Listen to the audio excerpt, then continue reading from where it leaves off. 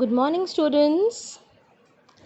Today we are going to learn another topic of grammar which is known as sentence formation.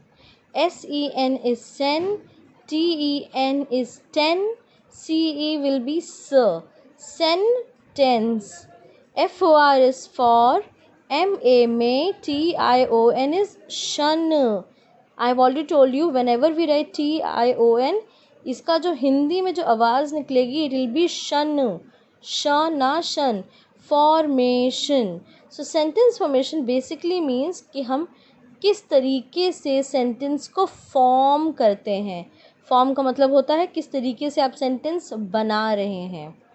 So let's come to the main thing of this topic कि sentence का मतलब क्या होता है. So over here I have already written that a sentence is a group of words words that makes sense. तो क्या कह रहे हैं, सेंटेंस क्या होता है. सेंटेंस वो होता है जहाँ पर ग्रुप ऑफ वर्ड्स, क्या ग्रुप ऑफ वर्ड्स मिलते हैं and they make complete sense. वो सेंस बनाते हैं. सेंस का मतलब क्या हो गया, there has to be a meaning. There has to be a meaning of the sentence or the words that are written in a sentence. For example, let's come to the first one. RAHUL, Rahul. Rahul is PLAYING, playing football. तो यहाँ पे ये sentence कह रहा है राहुल एक लड़का है जो कि क्या कर रहा है, ही इज़ प्लेइंग फुटबॉल. वो फुटबॉल खेल रहा है. आया समझ में. तो अब यहाँ पर मैंने जो इन 4 वर्ड्स को, कितने वर्ड यूज़ किए हैं, 1 2 3 4. If I come back to this thing again, word का मतलब क्या होता है. वर्ड का मतलब हमने बहुत पहले पढ़ा था. I just repeat again. Words का मतलब होता है जब बहुत ढेर सारे लेटर्स मिल करके एक मीनिंगफुल शब्द बनाते हैं. शब्द हिंदी में आपने पढ़े होंगे ना, शब्द क्या होते हैं. फॉर एग्जाम्पल कमल. अगर आपने कामा सिर्फ कम लिखा तो, या काला कल लिखा तो उसका भी एक मतलब है. पर अगर आपने का और गा लिखा कग, तो क्या मतलब हुआ उसका. तो फॉर एग्जाम्पल वर्ड्स का मतलब क्या हो गया, जब आप अलग अलग लेटर्स को यूज़ करके एक मतलब से भरा एक मीनिंगफुल शब्द बनाएंगे तो ही वो वर्ड कहलाएगा. अगर मैं यहाँ पे OF की जगह OV लिखती, OV, तो उसका कोई मतलब नहीं होता है. इसका मतलब it is not a word.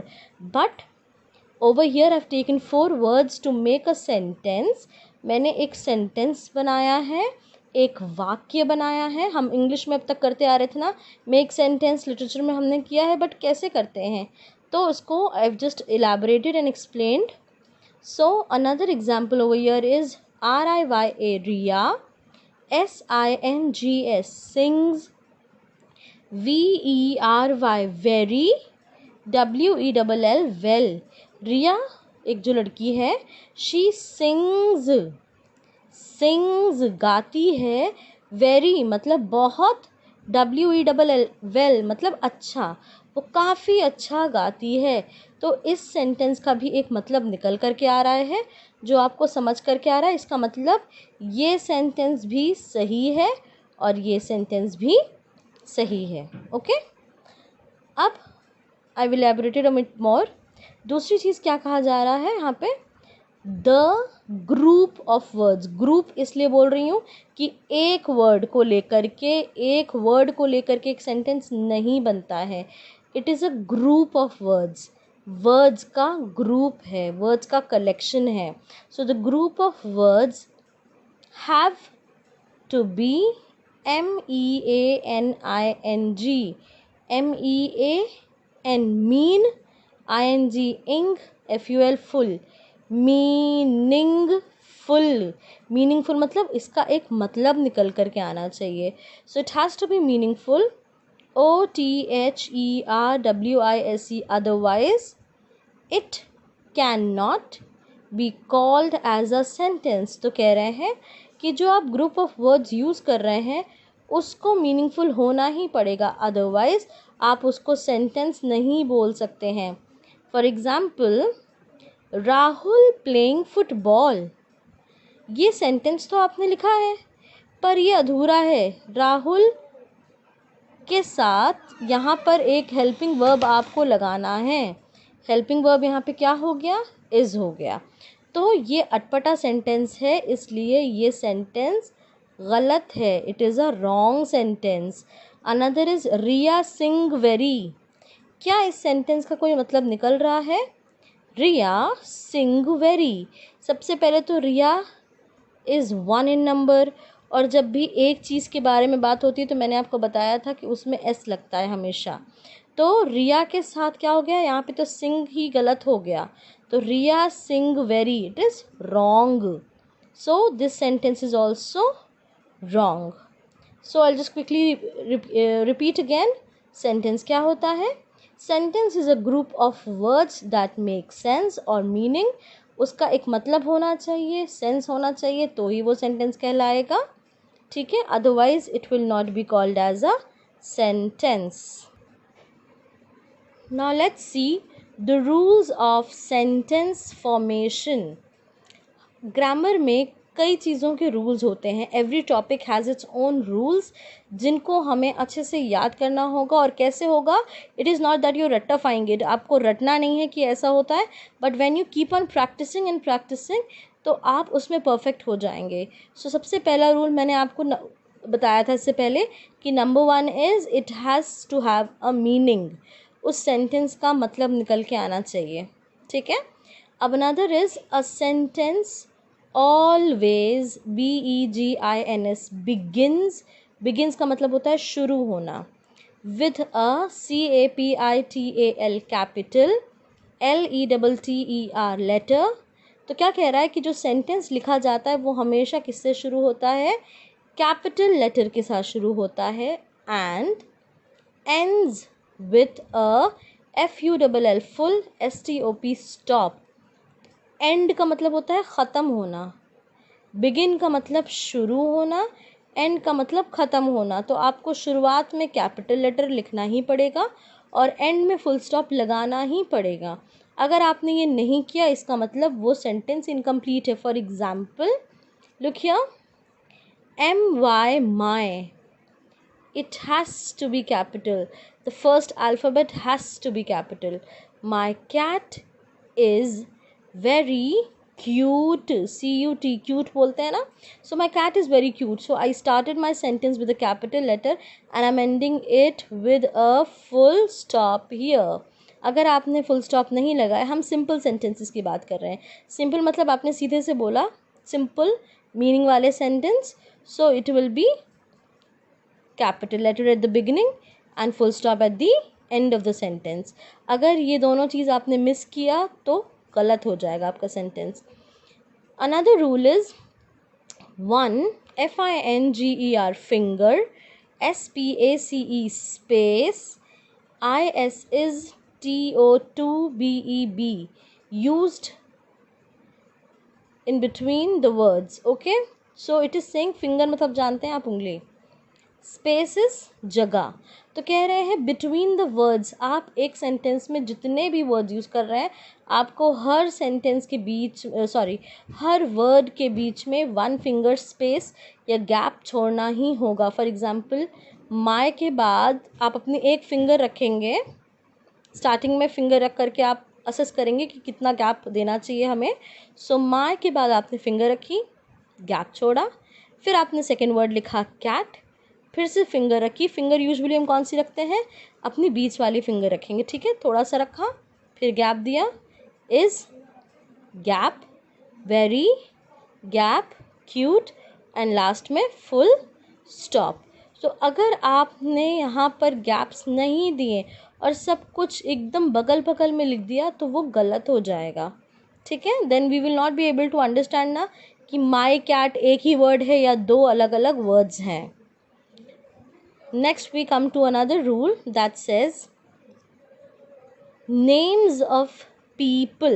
PEOPLE, people. People का मतलब इंसान, आदमी. व्हेन आई से आदमी डज नॉट मीन कि मैं सिर्फ मैन की बात कर रही हूँ. यहाँ पर पीपल में male like boys, female, girls, all the young ones, जो बच्चे हैं, everybody, all the living beings, जितने लोग इस दुनिया में हैं, everybody comes under the category of people. So names of people, places, always, हमेशा start with a capital letter.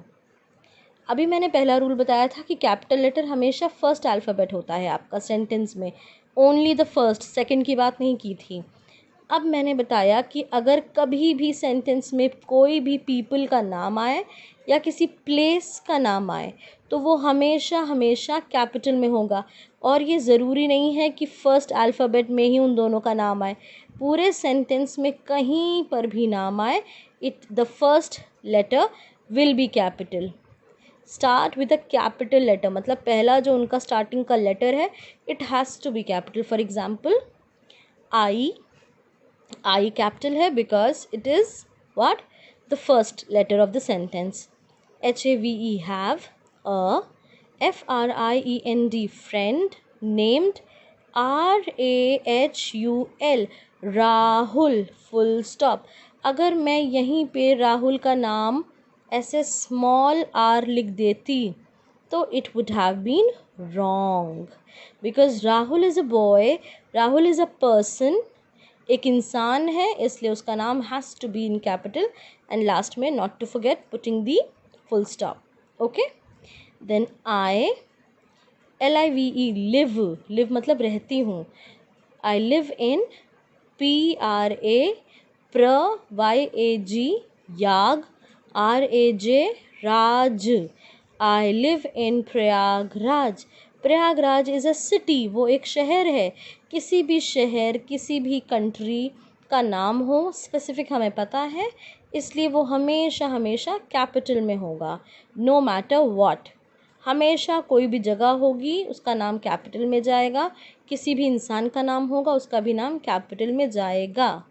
And the last rule says the word I is always written in capital. अब ये समझिए आप, आई word, मैंने यहाँ पे word use किया है. I have not said the letter I. Okay, I am saying the word I because I over here means मैं. आई का मतलब क्या हो गया? मैं. तो आई की जो मीनिंग है, it has a meaning of its own, उसका ख़ुद का एक मतलब होता है. तो इसलिए आई कहीं भी किसी भी सेंटेंस में if you write, it has to be in capital हमेशा. ज़रूरी नहीं है कि यहाँ स्टार्टिंग थी इसलिए था. अगर मान लीजिए होता Rahul, for example, if it would have been like this, Rahul and I are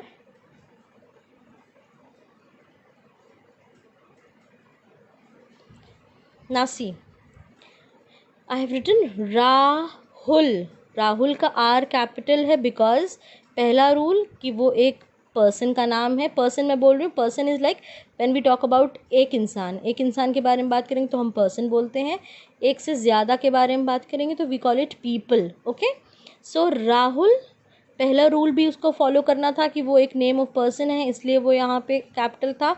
और ये वाला रूल भी फॉलो करेगा because it has to begin, उसको शुरू ही होना था कैपिटल से. राहुल एंड आई सेंटेंस के बीच में मैंने लिखा है, but it will always and always be written as capital. कभी भी आई को आप ऐसे स्मॉल नहीं लिखते हैं बीच में, never ever. It has to be capital like this always, कहीं भी लिखिए आप. Okay, so Rahul and I are friends. Okay, so I really hope that you've understood so far. Okay, and now the last part for you to understand in the topic sentence formation is called punctuation marks. PUNC is punk, TUA को बोलेंगे चू, चूए, TU will be चूए. ठीक है, punctuate, TION will be shun, punctuation marks. अब punctuation marks क्या होते हैं? For class 1 you just have to understand 3 punctuation mark. Number 1 is full stop. full stop क्या हो गया? full stop का मतलब ये होता है जो हम सेंटेंस के आखिरी में जो डॉट लगाते हैं, that is called full stop. अब फुल स्टॉप कब लगता है? Full stop is used when we should stop AL all TOGETHER together. So whenever we have to stop all together, मतलब अब हमें अपनी बात ख़त्म कर ली है, we have said whatever we had to say, और अब हम उसको end करेंगे, full stop लगाएंगे. For example look here, I am a girl. मैं एक लड़की हूँ. अब मेरा जो ये सेंटेंस था ये कंप्लीट है. अब मुझे इसमें और कुछ ऐड नहीं करना है आगे. That means I should put a full stop here. So this full stop is what? A punctuation mark. Second चीज़ जो आपको सीखनी है दैट इज़ COMMA, कॉमा. इसे क्या बोलते हैं?